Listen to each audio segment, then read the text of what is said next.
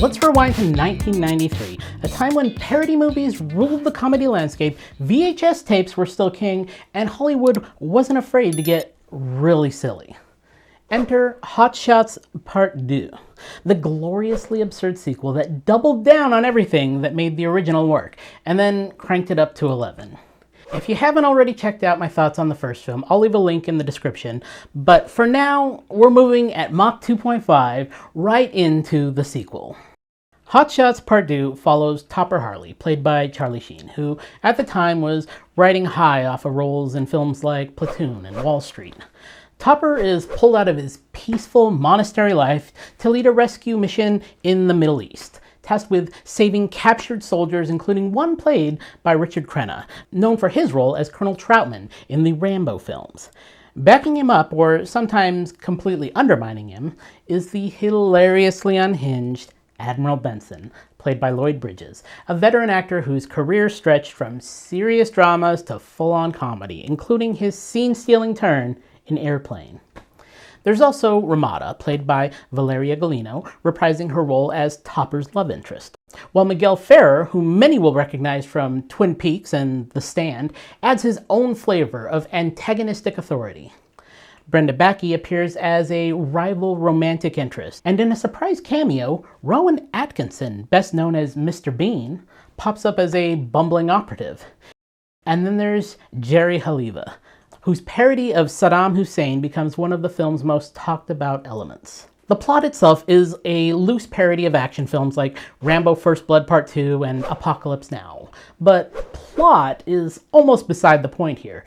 This is a movie that thrives on rapid-fire jokes, visual gags, and a complete refusal to take anything seriously, even for a second.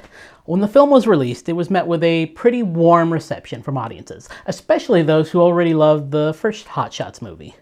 Critics were a bit more divided. Some appreciated the relentless joke density and commitment to parody, while others felt it leaned too heavily on slapstick and didn't always land with every gag. But importantly, it did succeed where it mattered most for a comedy like this.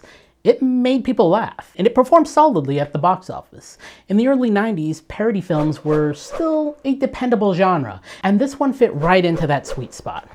Over time, though, the film's reputation has actually improved in an interesting way. In an era where parody films later became, let's say, less refined, think the wave of mid-2000s spoof movies that prioritized pop culture references over structured jokes.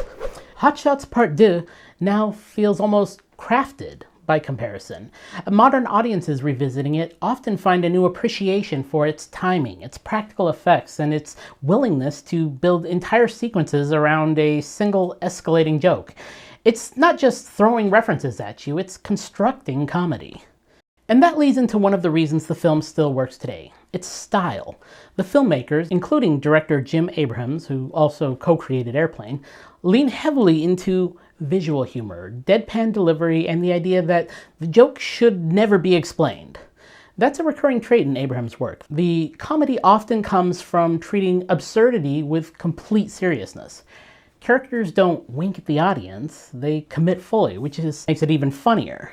There's also layers of parody that audiences might not have fully caught on the first viewing, especially young viewers at the time. The film is packed with references not just to blockbuster action movies, but specific scenes, cinematic tropes, and even political context of the early 90s.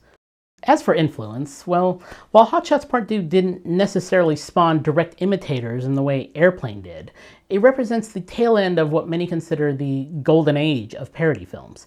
You can see its DNA in later comedies, even if they didn't always capture the same balance. It stands as a kind of benchmark, proof that parody can be both ridiculous and well-constructed.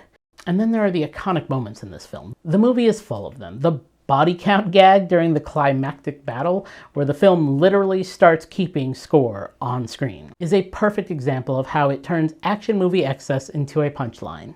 And of course, the legendary lightsaber battle between Admiral Benson and Saddam Hussein.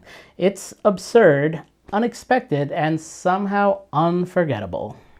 Watching the film years later, there's also a certain nostalgia that adds to the experience.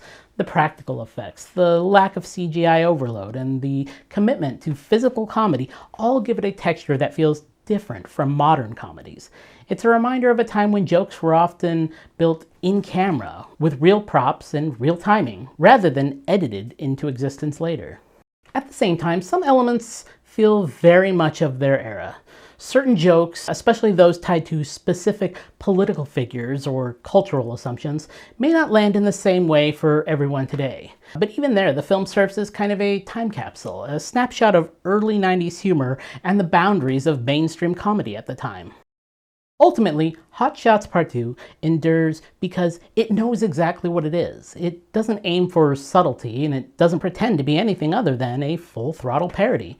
And in doing so, it captures something surprisingly rare, a comedy that's both unapologetically dumb and genuinely clever. It's the kind of movie where the jokes come so fast that you're almost guaranteed to miss a few, and that's part of the charm.